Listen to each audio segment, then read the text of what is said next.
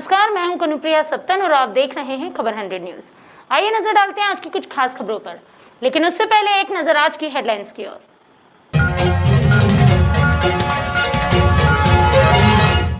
भोपाल में भाजपा युवा मोर्चा का विरोध प्रदर्शन। मध्य प्रदेश पूर्व सीएम कमलनाथ का किया पुतला दहन, राजनीतिक रोटियां सेकने का लगाया आरोप। मध्य प्रदेश में संविदा स्वास्थ्य कर्मचारी हड़ताल पर, नियमितीकरण और वेतन वृद्धि की मांग से कर रहे स्वास्थ्य कर्मचारी। मध्य प्रदेश मंत्री विश्वास सारंग ने दिया तीखा बयान। सारंग बोले, दंगे कराना और लाशों पर राजनीति करना है कांग्रेस का काम।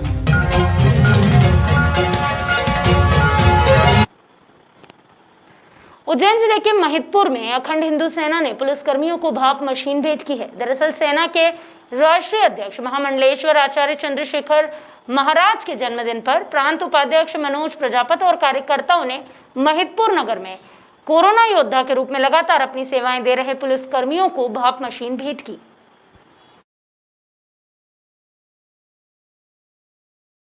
तो थाने पे आज क्या चीज आपने वितरण करी? आज अखंड हिंदू सेना के राष्ट्रीय अध्यक्ष परम पूज्य महामंडलेश्वर आचार्य शेखर जी के जन्म उत्सव पर आज पुलिस प्रशासन जो अपनी जान की परवाह न करते हुए समाज सेवा में लगे हुए उन सभी प्रशासनिक कर्मचारियों के लिए भाप की मशीन यहां पर सप्रेम भेंट की गई। पूर्व मुख्यमंत्री कमलनाथ के खिलाफ भारतीय जनता युवा मोर्चा ने कमर कस ली है। कमलनाथ के कोरोना को इंडियन वेरिएंट बताने वाले बयान को लेकर भोपाल में भारतीय जनता पार्टी युवा मोर्चा ने कमलनाथ का पुतला दहन किया। इस मौके पर भाजपा युवा मोर्चा के जिला अध्यक्ष प्रमोद शर्मा ने कहा कि कोरोना काल में जहां हाहाकार मचा हुआ है, वहीं कमलनाथ अपनी राजनीतिक रोटियां सेकने में लगे हैं। साथ ही उन्होंने कहा कि कमलनाथ ने साल 1984 यानी कि 1984 के दंगों में भी आग लगाई है, इसलिए आज भाजपा युवा मोर्चा ने उनके पुतले में आग लगाई। शर्मा जिला अध्यक्ष भाजपा युवा मोर्चा भोपाल। भारत में रहते हैं और कमलनाथ जी चीनी भाषा बोलते हैं। इस कोरोना की महामारी को देखते हुए पूरे देश में आदमी हाहाकार में मचा हुआ है, हाहाकार से परेशान है और कमलनाथ जी अपनी राजनीतिक रोटियां सेकने के लिए चीनी भाषा यहाँ भारत में बोल रहे हैं। सन 84 के दंगों में उन्होंने आग लगवाई है। आज भारतीय जनता युवा मोर्चा भोपाल ने उनके पुतले में आग लगा दी है। यदि कमलनाथ जी इस तरीके की भाषा का उपयोग करेंगे और कमलनाथ जी यदि ऐसे ही अपने रवैयों को चलाते रहेंगे तो ये भारत का युवा, ये मध्य प्रदेश के युवा, ये भोपाल का युवा शांत नहीं बैठेगा। आज कमलनाथ जी के पुतले में आग लगाई है, कल से हम कमलनाथ जी के घर का घेराव भी कर सकते हैं। सोमवार को सरदारपुर में भारतीय किसान संघ के तत्वाधान में ग्रामीणों ने अनुविभागीय अधिकारी बोंदर सिंह कलेश को ज्ञापन सौंपा। ज्ञापन के माध्यम से ग्रामीणों ने मांग की कि भानगढ़ सोसाइटी की लगभग 4 बीघा सरकारी जमीन है, जहां पर सोसाइटी भवन बना हुआ है, लेकिन बाउंड्री वॉल नहीं होने से आसपास के लोगों ने सोसाइटी की सरकारी जमीन अवैध निर्माण कर लिया। अब ग्रामीणों ने अतिक्रमण को लेकर मांग की है कि जल्द से जल्द ठोस व्यवस्था की जाए और सोसाइटी की सरकारी जमीन को अतिक्रमण मुक्त करवाया जाए। एसडीएम को ज्ञापन दिया गया है भानगढ़, क्या है पूरा मामला? वहाँ पर यह है कि इसी वर्ष गेहूं केंद्रीकरण वहाँ पे खोला गया है और रोड के ऊपर वहाँ पे शासकीय भूमि है, जो वहाँ पे सोसाइटी का गोडाउन बना है। उसी जगह पे किसानों का इस साल गेहूं तोला है, लेकिन वहाँ पे लोगों के द्वारा अतिक्रमण कर लिया गया है और भी जो बची हुई ज़मीन है उस पर भी अतिक्रमण किया जा रहा है। जी हाँ, क्या है पूरा मामला? अभी ज्ञापन के माध्यम से मुझे जानकारी मिली है कि वहाँ सोसाइटी के आसपास अतिक्रमण हो रहा है। तो अतिक्रमण का जहाँ तक प्रश्न है तो हम उस ज़मीन को दिखाएंगे कि किस मत की ज़मीन है और किसकी ज़मीन है। सरकारी ज़मीन अगर होगी तो अतिक्रमण हटाने की कार्रवाई नियमानुसार की जाएगी। और जैसा ज्ञापन में बताया गया है कि सोसाइटी की ज़मीन है, तो यदि सोसाइटी की ज़मीन है और वहाँ अतिक्रमण हो रहा तो प्रथम ड्यूटी सोसाइटी वालों की है कि वो बाउंड्री वॉल करें और अपनी अतिक्रमण से जो है ज़मीन को बचाएं। इंदौर में कोरोना वायरस से ठीक हुए मरीजों में ब्लैक फंगस जैसी गंभीर बीमारी के लक्षण नजर आने लगे हैं। साथ ही प्रदेश सरकार ने इस बीमारी को महामारी घोषित किया है। ऐसे में मध्य प्रदेश के सीएम शिवराज सिंह चौहान के निर्देश पर राधा स्वामी न्यास कोविड केयर सेंटर में जल्द ही पोस्ट कोविड सेंटर भी शुरू होने जा रहा है। इसे लेकर मंत्री तुलसीराम सिलावट और बीजेपी सांसद शंकर लालवानी ने बताया कि राधा स्वामी न्यास कोविड केयर सेंटर जो है वो पिछले 1 महीने से संचालित किया जा रहा है। इस सेंटर से अब तक 2500 मरीज स्वस्थ होकर अपने घर लौट गए हैं। लेकिन अब ब्लैक फंगस के मरीजों को बढ़ता देख सरकार ने एक और फैसला लिया है। यहाँ 100 बेड का अलग से सेंटर बनाने के निर्देश दिए गए हैं, जो पोस्ट कोविड सेंटर होगा। यहाँ हर रोज नाक, कान और गले से ग्रसित मरीजों का स्वास्थ्य परीक्षण किया जाएगा। 40 से लेके 50 इंजेक्शन लगते हैं और एक को तो 62 भी लग गए। और ये मालूम है आपको कि कोविड के बाद, कोरोना के बाद ये नई चुनौती हमारे और आपके सामने है। ना आपको पता थी ना मेरे को पता है। ये ज़्यादा ज्ञान डॉक्टरों को था, पर इस चुनौती से निपटने के लिए इसको महामारी मध्य प्रदेश की सरकार ने डिक्लेयर की और उसी के साथ एक एडवाइजरी कमेटी भी मध्य प्रदेश की बन गई है। बताएंगे माननीय मंत्री जी ने पूरा प्रस्ताव रखा है और जिस प्रकार माननीय मुख्यमंत्री जी ने घोषणा की थी पोस्ट कोविड सेंटर खुलना चाहिए, क्योंकि ये बहुत ज़रूरी है और उसमें उन सभी बातों का ध्यान रखा गया जैसे माननीय मंत्री जी ने कहा जो आवश्यक है, यहाँ तक कि योगा हो, फिटनेस हो, सब बातों का ध्यान डॉक्टर साहब आपको पूरी डिटेल में जानकारी देंगे।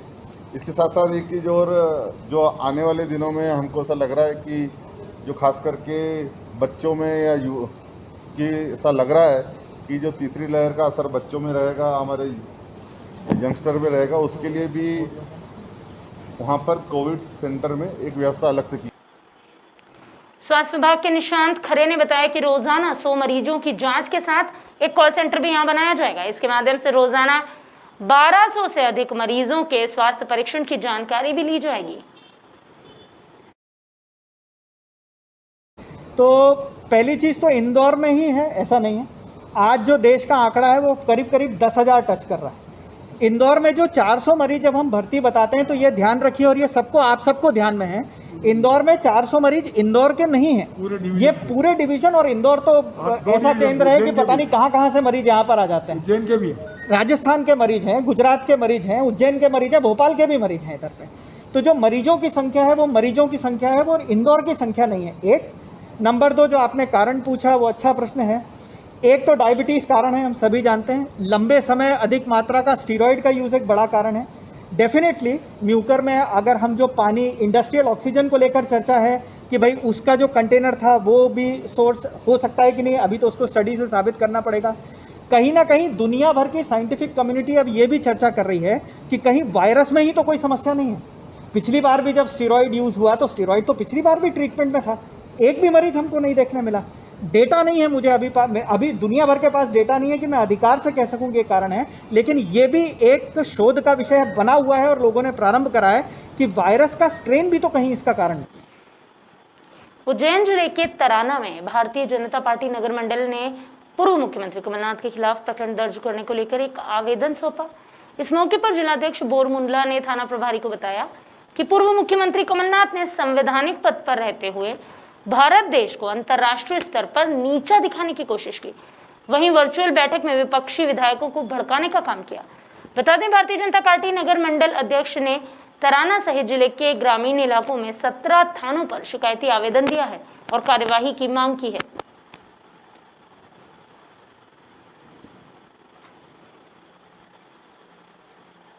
कोरोना महामारी के बीच मध्य प्रदेश की स्वास्थ्य सेवाएं एक बार फिर से संकट में हैं। दरअसल स्वास्थ्य विभाग में लंबे समय तक सेवाएं देने के बाद भी शासन से आवश्यक सुविधाएं नहीं मिलने से नाराज संविदा स्वास्थ्यकर्मी अब 1 दिवसीय हड़ताल पर हैं। इससे सभी सरकारी अस्पतालों में आपातकालीन सेवाएं प्रभावित हो रही है।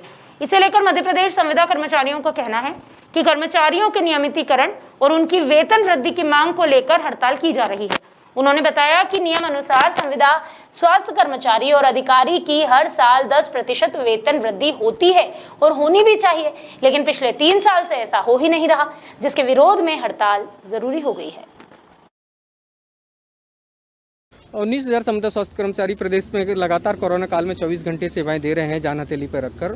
हमारी 2 मांगें थी। जो 5 जून 2018 की नीति जो कैबिनेट में माननीय मुख्यमंत्री जी ने पारित की थी, वह तत्काल एनएचएम के समस्त संविदा कर्मचारियों पर लागू हो। जो हमारे साथी निष्कासित कर दिए हैं एनएचएम ने और जो हमारे साथियों को आउटसोर्स कर दिया है सपोर्ट स्टाफ को, उनको तत्काल एनएचएम में वापसी लें। ये मांगे लगातार हम 3 वर्षों से मांगते आ रहे हैं। सर, जब से वैक्सीनेशन शुरू हुआ है ना, तब से 1 दिन की छुट्टी नहीं मिली है हमको। तो आप ये समझ सकते हैं कि कोरोना हमारे लिए भी बहुत डिफिकल्ट रहा है। हमने पीपीई किट पहन के दिन रात काम करा है, हमारे भी बच्चे उतने ही अफेक्ट हुए हैं, हम भी अपने परिवार से नहीं मिले हैं और हम 1.5 साल से ये सतत कर ही रहे हैं। हमने बिल्कुल भी बीच में कोई ब्रेक नहीं लिया, कोई छुट्टी हमें नहीं मिल रही है। देखिए, हमारे मामा जी ने हमको सौगात के रूप में 5 जून 2018 की नीति एक लागू करने को लागू की थी, दी थी। अब 3 साल हो गए हैं, हम लोगों को फुटबॉल बना दिया गया है। एक डिपार्टमेंट हमको यहाँ से दूसरी जगह ढकेलता है, दूसरा डिपार्टमेंट यहाँ से तीसरी जगह ढकेलता है और हम इसी फुटबॉल बने हुए 3 साल से घूम रहे हैं। अब आप हमारी स्थिति समझिए और हमारी मानसिक स्थिति समझिए कि क्या हो सकती है। इंदौर शहर में ब्लैक फंगस मरीजों की संख्या का आंकड़ा 300 पार हो गया है। ऐसे में इस संक्रमण में उपयोग होने वाले इंजेक्शन की मांग शहर में तेजी से बढ़ रही है। इसे लेकर पिछले 48 घंटों से बड़ी संख्या में परिजन MGM मेडिकल कॉलेज के डीन कक्ष के बाहर बैठे हुए हैं। इतना ही नहीं, इंजेक्शन न मिल पाने के चलते परेशान हुए परिजनों ने सांसद ललवानी और मंत्री सिलावट की बैठक में घुसकर हंगामा भी किया। परिजनों के हंगामे के बाद भी मंत्री, सांसद सहित अधिकारियों ने निर्णय लिया कि अब जो इंजेक्शन आएंगे उसे सोशल मीडिया और मीडिया के माध्यम से सार्वजनिक किया जाएगा कि किसे लगना है और नहीं लगना, इसका निर्णय हॉस्पिटल प्रबंधन ही करेगा। सब लोगों ने बोला कि शासकीय और अशासकीय जितने भी इंजेक्शन आएंगे वो अस्पताल को भेजे जाएंगे और जितने भी भेजेंगे तो सोशल मीडिया पे, प्रेस में भी जाएगा। ये पारदर्शिता बिल्कुल की जाएगी, ये निर्देश दे दिए मैंने। जैसे अभी आपने बोला कि मांग आपूर्ति में काफी डिफरेंस हम तो अभी ये निर्णय करेंगे अस्पताल वाले कि किसको कौन ज्यादा सीरियस है, किसको प्रायोरिटी ए करना है, बी करना है, वो चल रहा है उसी में। मध्य प्रदेश के पूर्व मुख्यमंत्री कमलनाथ पर FIR दर्ज करवाने के साथ ही प्रदेश की राजनीति गरमाने लगी। कल भाजपा के FIR दर्ज करवाने के बाद आज कांग्रेस का प्रतिनिधिमंडल भोपाल के MP नगर क्राइम ब्रांच पहुंचा। इस प्रतिनिधिमंडल में शामिल कांग्रेसी नेता जीतू पटवारी, PC शर्मा, NP प्रजापति और कुणाल चौधरी ने एडिशनल SP राजेश भदौरिया से मिलकर मुख्यमंत्री शिवराज सिंह चौहान के खिलाफ FIR दर्ज करने की मांग की। कांग्रेस नेताओं ने आरोप लगाया कि मुख्यमंत्री शिवराज सिंह चौहान कोरोना संक्रमण से हुई मौतों का आंकड़ा छुपा रहे हैं और उन्होंने कहा कि पूर्व मुख्यमंत्री कमलनाथ पर हुई FIR को भाजपा की बौखलाहट बताते हुए कहा कि इसे वापस ले लिया जाए। एक FIR मुख्यमंत्री शिवराज सिंह चौहान जी, मुख्यमंत्री आओ कैलाश भाई,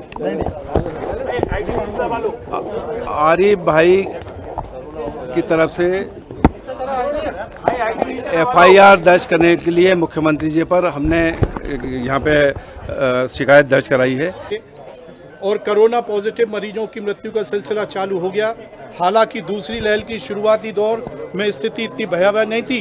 कोरोना की दूसरी लहर आने के बाद मुख्यमंत्री शिवराज चौहान की जो उपेक्षापूर्ण व्यवहार करते रहे हैं, उनके इशारे पर कोरोना पीड़ितों की संख्या को छुपाया गया है। तथ्यों के आधार पे की उसका मुख्य उद्देश्य था ध्यान भटकाना।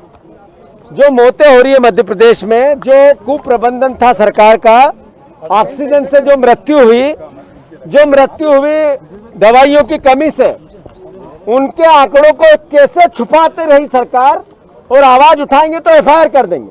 कमलनाथ जी ने जब ये बात जनता की सरकार के कानों तक पहुंचाई तो सरकार नाराज हो गई, उनने FIR कर दी, कहा कि इंडियन। सोमवार को चिकित्सा शिक्षा मंत्री विश्वास सारंग ने कहा कि कांग्रेस पार्टी आपदा में राजनीति करने का अवसर ढूंढ रही है। विश्वास सारंग की अगर माने तो दंगे कराना और लाशों पर राजनीति करना हमेशा से कांग्रेस का काम रहा है।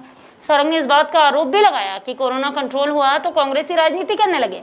मुसीबत के समय पहले घरों में बैठे थे।